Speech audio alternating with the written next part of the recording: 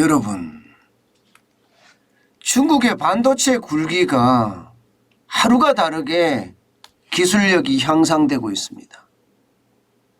이번에는 여러분 YMTC라는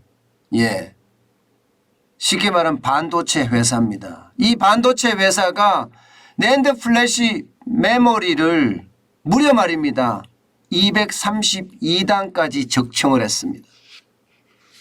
진짜 대단한, 어떻게 생각하면 기술력이에요. 뭐 거의 말입니다 대한민국을 다 따라왔습니다. 낸드 플래시 메모리라는 게 여러분 휴대폰 많이 쓰시잖아요. 쉽게 말하면 전원이 꺼져도 이게 저장한 데이터가 날아가지 않는 게 낸드 플래시 메모리거든요. 이 낸드 플래시 메모리가 이 정도로 중국이 빨리 따라온다는 것은 사실 세계가 놀라고 있습니다. 이게 YMTC라는 게 양적 메모리 테크놀로지인데요. 여러분도 알다시피 이게 청와 유니그룹하고요. 사실상 뭐 지방정부라고 이야기하지만 사실상 정부의 후베이성이 투자했거든요. 후베이성이 투자를 해서 만든 회사인데 사실상 국영기업입니다. 그런 이런 국영기업이 벌써 말입니다. 이게 232단까지 올라갔다는 것은 충격적입니다. 여러분도 알다시피 이 YMTC 양적 메모리 테크놀로지는요. 지난번에 발표를 할 때 이게 뭐 128단을 개발을 했다 이렇게 이야기를 했거든요. 그때만 하더라도 많은 사람들이 웃었어요. 아니 그 개발한 거 맞아? 발표는 했지만 양산을 안 하니까 이게 뭐 말로만 이렇게 하는 것 아니냐 이렇게 예상을 했는데 최근에 미국의 애플이 YMTC하고 128단 낸드 제품에 대한 계약을 했습니다. 다시 말해서 애플이 계약을 했다는 것은 기술력을 그만큼 인정했다는 이야기잖아요. 그런데 128단을 개발했던 YMTC가 이제는요 나머지 그 중간 단계를 다 건너뛰었습니다. 176단도 건너뛰고요. 바로 232단까지 올라간 거예요. 232단까지. 이렇게 되면 삼성이나 SK하이닉스나 괜찮을까요? 물론 기술력이 조금 앞섰다고 해요. 하이닉스 같은 경우는요. 어제 발표를 했죠. 238단까지 개발을 했다 이렇게 말입니다. 게다가 마이크론 같은 경우는 232단까지 개발해서 양산하고 있다 이렇게 이야기했거든요. 그런데 삼성은 물론 200단 이상 당연히 기술을 확보하고 있고 언제든지 양산 체계를 갖출 수 있는 그런 힘은 있습니다. 그러나 현재까지 양산하는 것은 176단이거든요. 이렇게 따져봤을 때 여러분, 이렇게 따져봤을 때 이것은 어쩌면 말입니다. 우리에게는 어마어마한 위협이 될 수도 있습니다. 중국 업체들의 어떤 그 굴기에 기술의 어떤 약진이 너무너무 무서워 보이니까요. 게다가 말입니다.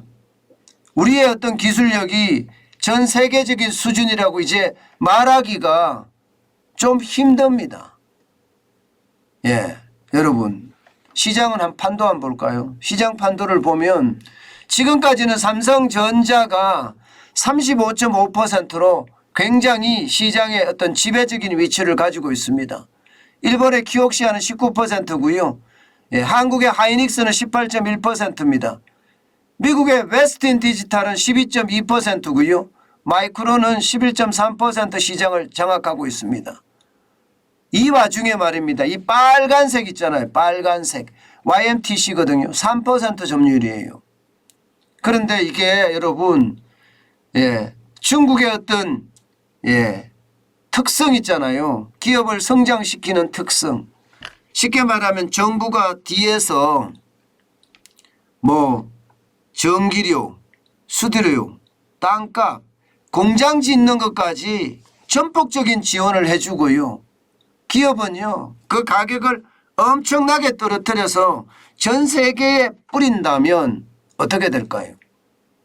게다가 지금 현재까지 중국의 어떤 휴대폰, 스마트폰 기업들 굉장히 빠르게 발전하고 있거든요.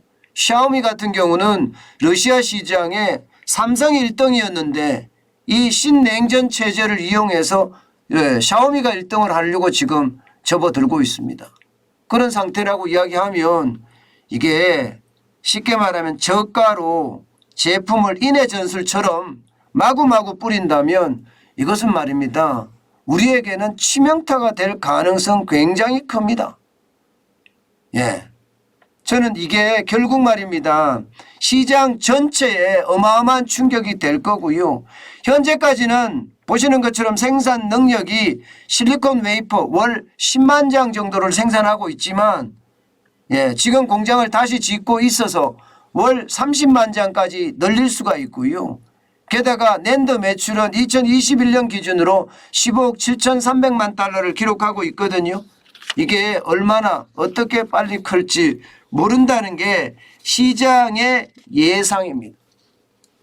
이게 여러분 정부가 이렇게 전폭적으로 밀어주는 데는요.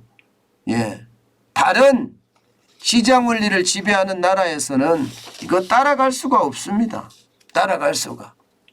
지금 현재까지는 메모리 반도체의 기술은 우리가 독보적이라고 이야기해요. 메모리 반도체의 기술은요. 파운드리가 됐든 아니면 완전히 메모리가 됐든 이게 공정 자체가 기본적으로 우리나라는요. 뭐 2나노, 3나노까지죠. 3나노 공장을 지금 삼성에서 만들어냈잖아요. 지금 중국 같은 경우는 28나노급 이제 공장을 만들 수 있는 정도니까 D램에서는 기술력이 굉장히 앞서 있다고 이야기는 하지만 YMTC가 이렇게 빨리 기술을 축적하면서 따라올 줄은 아무도 몰랐습니다. 이렇게 중국의 어떤 상황이 따라오면 메모리도 마찬가지라는 거예요. 지금 시믹이라는 회사나 화홍그룹이라는 회사 이런 회사들이 지금 굉장히 빠른 속도로 지금 나노급 공정을 빨리 앞당기고 있거든요. 상용화 된 것은 대만 같은 경우 7나노 공정입니다. 우리나라도 7나노 공정이 많아요. 그런데 이번에 삼성에서 3나노 공정을 먼저 양산을 시작을 했죠. 굉장히 빠른 겁니다. 저는 이 자체가 메모리 시장에서는 우리가 앞으로 시장의 어떤 두각을 나타낼 수 있겠지만 이게 낸드 플래시 메모리에서 과연 우리가 두각을 나타낼 수 있을까? 솔직히 걱정이고요. 삼성도 저는 위험하게 보고 있습니다. 지금까지 중국 정부의 행태를 보면 말입니다. 본인들의 기술력이 앞서면 다 밀어냅니다. 다 밀어냅니다. 삼성도 낸드 플래시 메모리 공장이 중국에 있죠. SK 하이닉스도 낸드 플래시 메모리 공장이 중국에 있습니다. 이렇게 됐을 때 과연 말입니다. 가격 경쟁력에서 우리가 이길 수 있을까? 이것은 어쩌면 시장의 어떤 지배력을 잃을 수도 있는 그런 상황이라고도 할 수 있습니다. 예를 들어서 전기 자동차용 배터리 보자고요. 중국의 CATL이라는 회사가 가장 큰 회사입니다. 전 세계적인 1인 회사예요. 점유율도 가장 높고요. 이 회사가 성장한 것을 보면 중국 자국차에 전기 배터리를 사용하면 보조금을 줬습니다. 그런데 LG나 혹은 SK 배터리를 갖다가 쓰면 보조금을 주지 않았어요. 그러면서 자국의 배터리 산업을 굉장히 빨리 키웠고요. 그것이 지금 세계 제1의 전기차 배터리 회사가 된 비결이거든요. 마찬가지로 YMTC에 중국 정부가 최대한 지원을 하고 보조금까지 만약에 주면서 시장의 어떤 지배력을 장악해 간다면 삼성이나 LG, SK 입장에서도 쉽지 않을 거라는 이야기입니다. 게다가 낸드 플래시 메모리는 이게 쉽게 말하면 수익성이 별로예요. 이게 가격이 워낙 많이 떨어지고 전 세계 회사들이 지금 경쟁하는 회사들이 굉장히 많죠. 이렇게 경쟁하는 회사들이 많다 보니까 덤핑을 많이 치거든요. 때문에 삼성전자 같은 경우도 이익이 그렇게 많이 나지가 않습니다. 예, SK도 마찬가지입니다. 이익이 그렇게 많이 나지 않습니다. 만약에 이렇다면 결국 말입니다. 우리가 LCD를 포기를 하고 OLED, LCD TV를 완전히 포기했잖아요.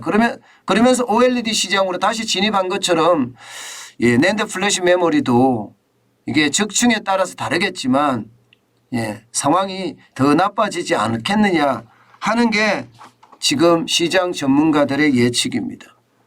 그렇게 됐을 때 중국의 반도체 굴기는 미국의 견제에도 불구하고 반도체를 자국화시키는 것 굉장히 빨라지지 않을까 그런 예상까지 해봅니다. 대한민국은 저는 그 어느 때보다 삼성이나 SK 하이닉스의 노력도 굉장히 중요하지만 정부가 뒷받침하는 것도 굉장히 중요합니다. 뭐 돈을 갖다가 뒷받침할 필요는 저는 없다고 생각은 하지만 인력이라든가 공정 부지라든가 이런 것을 빨리빨리 지원을 해서요. 초격차 기술을 계속 유지할 수 있게끔 지원해 주는 거 굉장히 저는 중요하다 이렇게 생각을 합니다. 다행히 윤석열 정부는 민간 주도 성장을 내세우면서 기업의 각종 규제라든가 또 각종 지원이라든가 이런 것을 아끼지 않는다고 하니까 그나마 조금이라도 안심이 될 수 있는 요소다 뭐 이렇게 이야기할 수 있을까요? 어쨌든 시장이 어떻게 돌아가는지 반도체 굴기가 대한민국에 미치는 영향은 참으로 클 것으로 보이는데 여기서 우리가 어떻게 생존할지 아마 지켜볼 일입니다. 마음이 조금 무겁네요. 그죠?